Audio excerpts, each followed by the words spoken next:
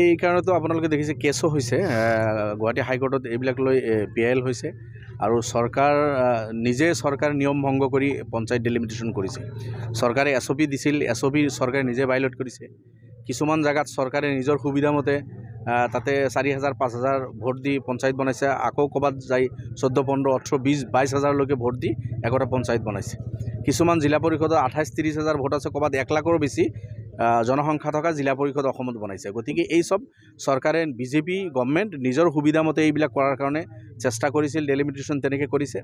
বহুকেইটা পাৰ্টি গুৱাহাটী হাইকোৰ্টত গৈছে। আমাৰো বিধায়ক সুজামুদ্দিন লস্কৰ, হাইলাকান্দি কাটলিচৰাৰ বিধায়ক, তেখেতেও যি কেছ চলি আছে 1 নম্বৰ পিটিশ্যনৰ তেখেতে মানে কি তেখেতৰ জনগণ কৰিছে, তেখেতে লিড কৰি আছে আৰু চৰকাৰেতো ইয়াৰ সঠিক উত্তৰ দিব পৰা নাই।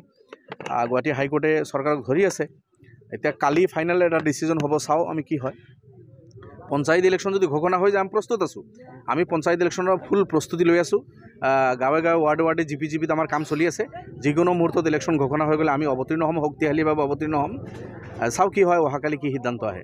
এই কাৰণেতো আপোনালোকে দেখিছে কেছো হৈছে গুৱাহাটী হাইকোৰ্টত এইবিলাক লৈ PIL হৈছে আৰু চৰকাৰ নিয়ম ভংগ কৰি পঞ্চায়ত ডেলিমিটেশ্যন কৰিছে। চৰকাৰে SOP দিছিল, SOP চৰকাৰে নিজে ভায়োলেট কৰিছে।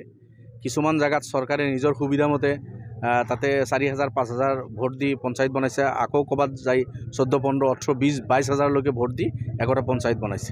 কিছুমান জিলা পৰিষদত 28 30,000 ভোট আছে, ক'ৰবাত 1 লাখৰো বেছি জনসংখ্যা থকা জিলা পৰিষদ অসমত বনাইছে। গতিকে এই সব চৰকাৰে বিজেপি গভৰ্নমেণ্ট নিজৰ সুবিধা মতে এইবিলাক কৰাৰ কাৰণে চেষ্টা কৰিছিল, ডেলিমিটেশ্যন তেনেকৈ কৰিছে। বহুকেইটা পাৰ্টি গুৱাহাটী হাইকোৰ্টত গৈছে। আমাৰো বিধায়ক সুজামুদ্দিন লস্কৰ, হাইলাকান্দি কাটলিচৰাৰ বিধায়ক, তেখেতেও যি কেছ চলি আছে 1 নম্বৰ পিটিশ্যনৰ তেখেতে মানে কি তেখেতৰ জনগণ কৰিছে, তেখেতে লিড কৰি আছে আৰু চৰকাৰেতো ইয়াৰ সঠিক উত্তৰ দিব পৰা নাই। গুৱাহাটী হাইকোৰ্টে চৰকাৰক ধৰি আছে। এতিয়া কালি ফাইনেল এটা ডিচিজন হ'ব, চাওঁ আমি কি হয়। পঞ্চায়ত ইলেকশ্যন যদি ঘোষণা হৈ যায় আমি প্ৰস্তুত আছোঁ। আমি পঞ্চায়ত ইলেকশ্যনৰ ফুল প্ৰস্তুতি লৈ আছোঁ। গাঁৱে গাঁৱে ৱাৰ্ডে জিপিত আমাৰ কাম চলি আছে। যিকোনো মুহূৰ্তত ইলেকশ্যন ঘোষণা হৈ গ'লে আমি অৱতীৰ্ণ হ'ম, শক্তিশালীভাৱে অৱতীৰ্ণ হ'ম। চাওঁ কি হয়, অহাকালি কি সিদ্ধান্ত আহে। এই কাৰণেতো আপোনালোকে দেখিছে কেছো হৈছে গুৱাহাটী হাইকোৰ্টত এইবিলাক লৈ PIL হৈছে আৰু চৰকাৰ নিয়ম ভংগ কৰি পঞ্চায়ত ডেলিমিটেশ্যন কৰিছে। চৰকাৰে SOP দিছিল, SOP চৰকাৰে নিজে ভায়োলেট কৰিছে। কিছুমান জায়গাত চৰকাৰে নিজৰ সুবিধা মতে তাতে 4000 5000 ভোট দি পঞ্চায়ত বনাইছে, আকৌ ক'ৰবাত যাই 14 15 18 20 22000লৈকে ভোট দি একটা পঞ্চায়ত বনাইছে।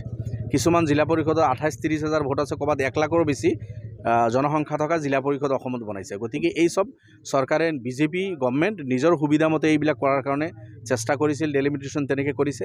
বহুকেইটা পাৰ্টি গুৱাহাটী হাইকোৰ্টত গৈছে। আমাৰো বিধায়ক সুজামুদ্দিন লস্কৰ, হাইলাকান্দি কাটলিচৰাৰ বিধায়ক, তেখেতেও যি কেছ চলি আছে 1 নম্বৰ পিটিশ্যনৰ তেখেতে মানে কি তেখেতৰ জনগণ কৰিছে, তেখেতে লিড কৰি আছে আৰু চৰকাৰেতো ইয়াৰ সঠিক উত্তৰ দিব পৰা নাই। গুৱাহাটী হাইকোৰ্টে চৰকাৰক ধৰি আছে। এতিয়া কালি ফাইনেল এটা ডিচিজন হ'ব, চাওঁ আমি কি হয়।